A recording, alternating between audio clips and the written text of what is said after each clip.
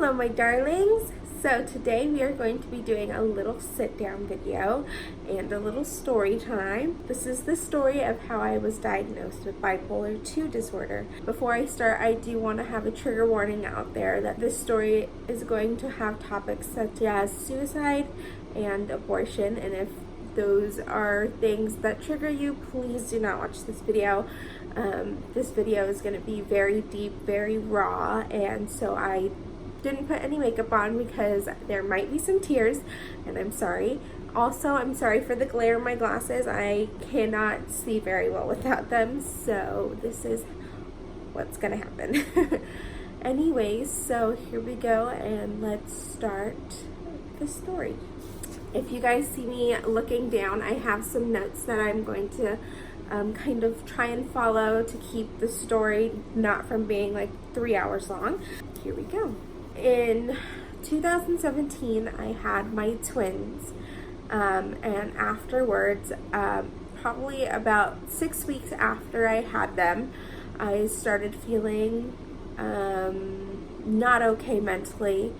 I was having a lot of issues as far as mental health went, and so I decided to seek out some help from my OB because I thought I had postpartum depression.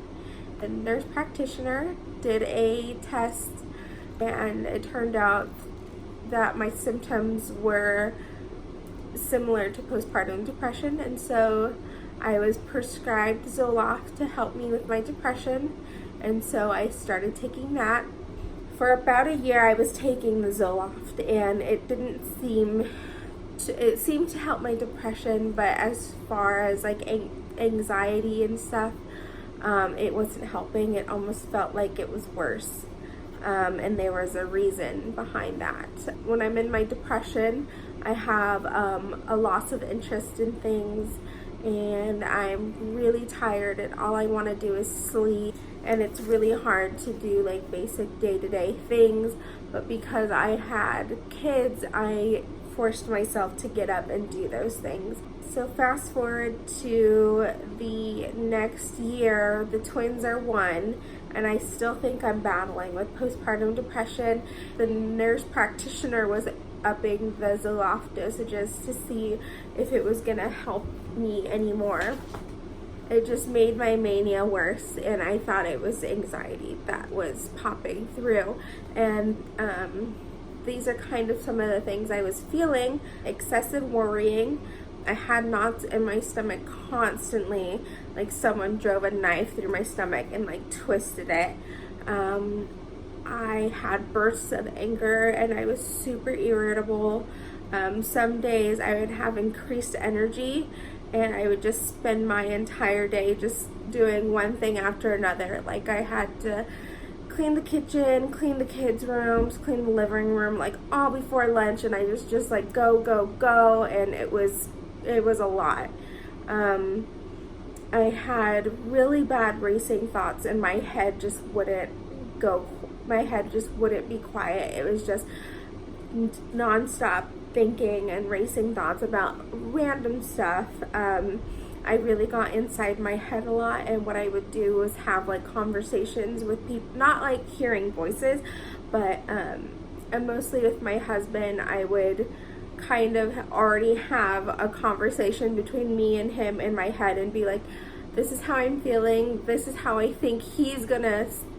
I think he's gonna say to my feelings, and he's not gonna be okay with it, and he's not gonna help, so why even talk to him? And I would just get stuck in that mentality and not actually talk to him. I also had some really unhealthy behaviors going on that for personal reasons I'm not gonna explain anymore, but there was some really unhealthy behaviors. And also I was spending a lot of my money. I am in a lot of debt because of the mania that I was going through, and it's crazy to say out loud, and people are like, how can you not control what you're spending, like you're an adult? But it just goes way past that, and it's really hard to explain to people who don't have bipolar. But at this point, I thought it was just really bad anxiety at the time. It's now May of 2018, and the racing thoughts are at an all-time high and feel incredibly overwhelmed. The twins are 1 year old, and Lennon is 2, and Colt is 4. I had a lot on my plate. I was a stay-at-home mom, and I just felt overwhelmed. Like, I felt like I was drowning. I was too afraid to ask for help because I felt like if I had 4 kids, it was my choice, so I needed to figure it out myself. All of the messes that I was in, all of the hardships, I felt like I needed to figure it out, and I didn't want to ask for help. May 11th, which was the Friday night before Mother's Day weekend, the racing thoughts just had put me in a really, really bad spot. I ended up being 5150'd and taken to the emergency room. I tried to overdose on some pills because I just wanted all of the racing thoughts to stop, and I wanted to stop feeling, and that was my solution in my head. That was the only way it was gonna stop. And then while I was in the hospital, I was just laying in my bed, just kind of thinking to myself, like, how did I get here? It was unbelievable. I couldn't believe I had done what I did, and I couldn't contact my family, and my family couldn't contact me because I was now on a 72-hour hold. And when you're in the hospital, first you go to the emergency room, and then I was transferred to a behavioral health hospital. And right before I was transferred, like about an hour before I was transferred, one of the nurses came over to me and said, "We did your blood work when you first came in." And she says, "Did you know you were pregnant?" And I said, "No, I did not." And she's like, "Well, the blood test came back positive for pregnancy, and you're probably about a week along." So, and then she just walked away. And I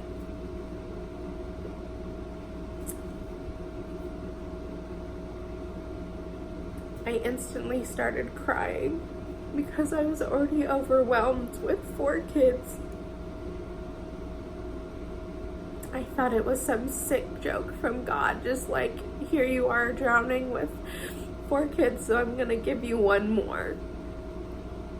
I know babies are supposed to be a blessing, but to me it was like the worst thing I could have ever heard was that I was pregnant again. And right after I found out, I told myself, I can't do this. I can't have another kid. And I instantly thought, I have to have an abortion because I cannot take care of 5 kids.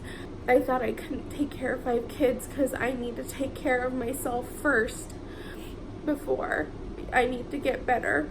I was transferred to a behavioral health hospital. The next morning after I was transferred, I spoke to a doctor, and he told me that it wasn't postpartum depression that I was going through. He said that I had bipolar 2 disorder instead.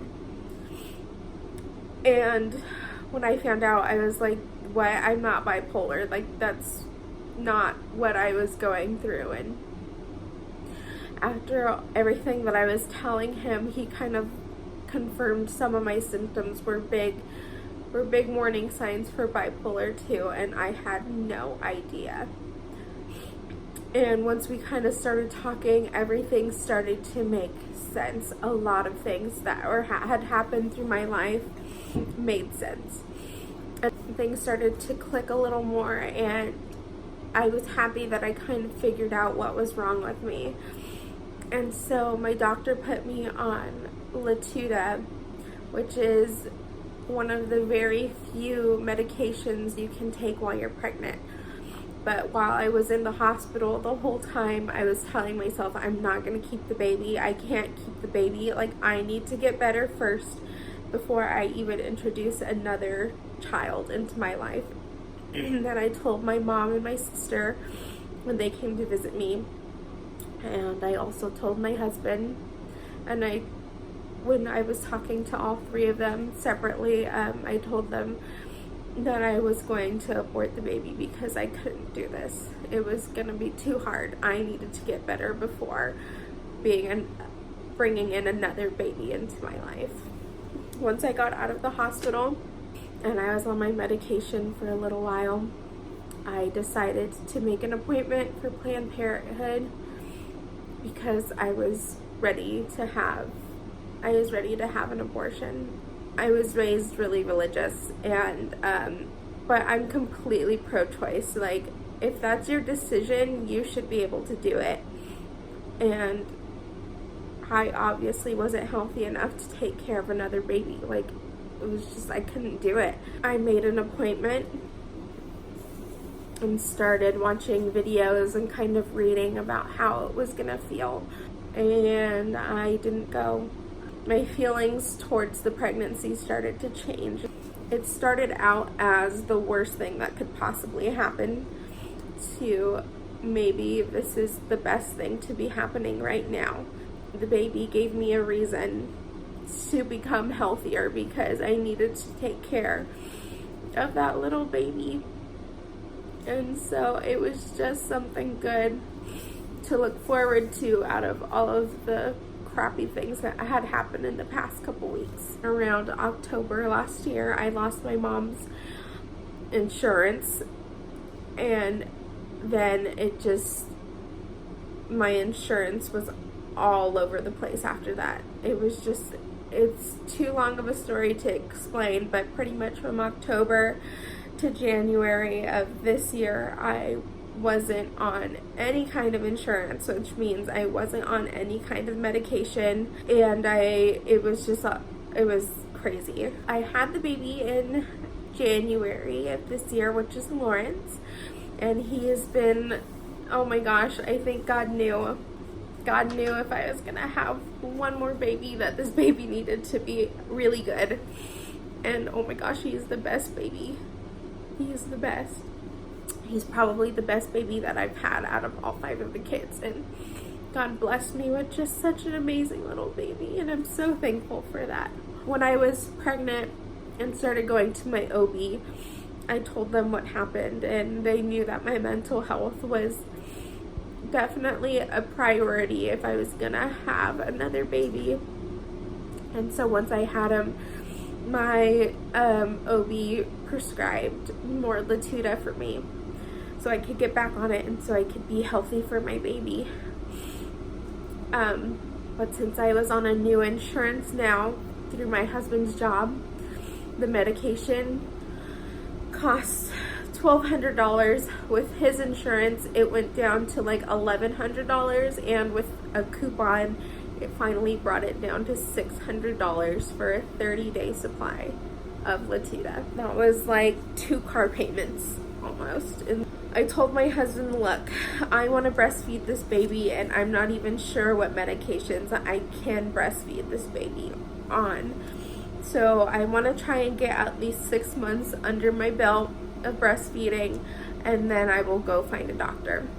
So with that being said, Cody and I both understood what my triggers were. We kind of started figuring out what triggered my mania and what triggered my depression and things to help cope with them, and things were going really, really well.